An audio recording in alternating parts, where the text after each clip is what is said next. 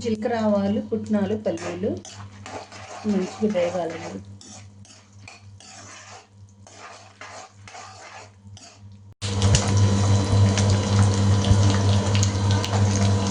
పల్లీలు ఇవి వేగుతున్నాయి కదండి, మనం పచ్చిమిర్చి కూడా వేసుకున్నాం. చూస్తున్నారు కదా,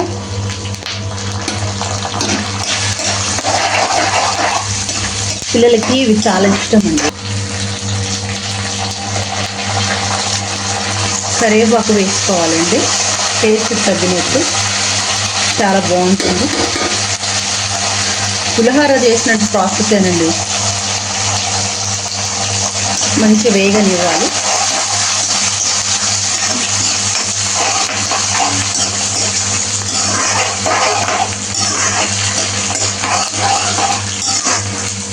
చూస్తున్నారు కదా, పల్లి పొట్టు విప్పుకుంటుంది, ఇంకొంచెం సేపు పెట్టాలి. వేగుతున్నాయి.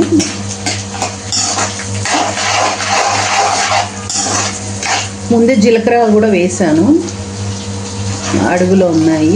జీలకర్ర ఆవాలు పోపు కూడా వేసాను, కింద ఉన్నాయి చూడండి. వేసుకోండి, చాలా బాగుంటుంది. హెల్త్కి మంచిది, టేస్ట్ ఎన్హాన్స్ అవుతుందండి. చూస్తున్నారు కదా, వీటి కలర్స్ మెల్లమెల్లగా మారుతున్నాయి.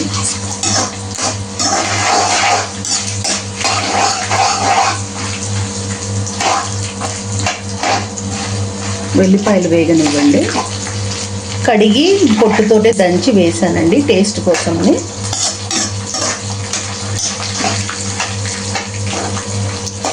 ఇది వెల్లిపాయలు వేగనిద్దాము.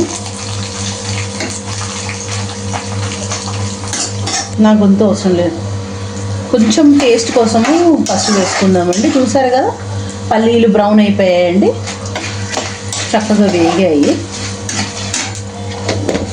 చిన్న చేసుకుందాం మంట. నా వాయిస్ నచ్చిందా అండి మీకు?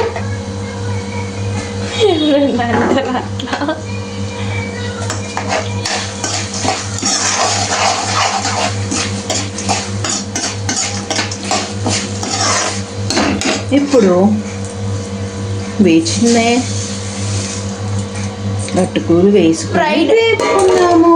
అటుకులు అంతేనండి.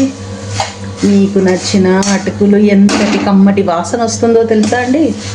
ఆ వెల్లిపాయ కరివేపాకు స్మెల్, పల్లీల వేపుడు, పుట్నాలు, పచ్చిమి అన్నీ కలిపితే ఎంత మంచి సువాసన వస్తుందో తెలుసా అండి?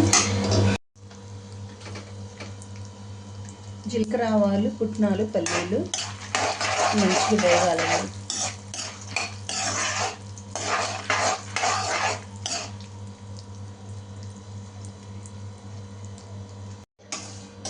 కలర్ చూసారా ఎంత ఆథెంటిక్గా ఉందో? మేము కొంచెం మా పిల్లలకి పల్లీలు అంటే చాలా ఇష్టం అండి, అందుకే ఒత్తిగా వేశాను. నాకు కొబ్బరి చాలా ఇష్టం అండి, కానీ మా పిల్లలకి కొబ్బరి వద్దన్నారు, అందుకని ఓన్లీ పల్లీలు పుట్నాలు వేసానండి.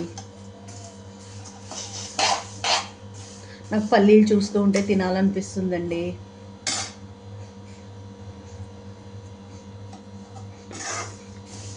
టేస్ట్ చాలా బాగా కుదిరిందండి.